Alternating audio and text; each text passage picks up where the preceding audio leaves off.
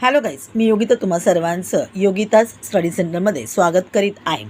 आता आपल्याला पाहायचं आहे सर्कल्स. आपण आता चॅप्टर नंबर 3 सर्कल्स पाहतो आहोत. नवीन नवीन गोष्टी शिकायच्या आहेत. त्यामधून सुद्धा एक नवीन गोष्ट आहे टचिंग सर्कल्स. दोन्ही क्वेश्चन्स ज्या आहेत, दोन्ही गोष्टी ज्या आहेत त्या तुम्हाला ॲक्टिव्हिटी बेस दिलेल्या आहेत. तुम्ही एकदा ती ॲक्टिव्हिटी वाचून घ्या. मी तुम्हाला महत्त्वाचा जो पॉईंट आहे तो समजावून सांगते आहे. आपल्याला इथे 2 सर्कल्स दिसत आहेत. 2 सर्कल्समधून आपण याच्या अगोदर बघितलेली होती. सर्कलला टच करणारी जी लाईन असते किंवा त्यामध्ये एक कॉमन पॉईंट असतो लाईन आणि आपल्या सर्कलमध्ये, त्याला आपण टॅन्जंट असं म्हणतो आणि त्याला पॉईंट ऑफ कॉन्टॅक्ट असं म्हणतो. तर तशीच इथे आपल्याला ही टॅन्जंट दिसत आहे. पण इथे किती आहेत सर्कल्स? 2 सर्कल्स आहेत आणि मध्ये एक टॅन्जंट आहे. ज्यावेळेला अशा प्रकारे 2 सर्कल्स एकमेकांना टच करत असतील तेव्हा आपण त्यांना म्हणतो externally touch the circles. Externally touch the circles ज्या वेळेला येतात त्यावेळेला आपल्याला त्याच्यामधल्या सेंटर्समधला जर का डिस्टन्स काढायचा असेल तर दोन्ही रेडियसना प्लस करायचं आहे. आपल्याला त्याचं उत्तर मिळणार आहे.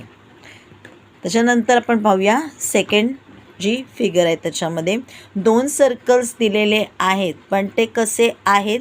वेगवेगळे नाही आहेत. तर एकाच ह्याच्यामधून सर्कल ते दोन्ही काढलेले आहेत.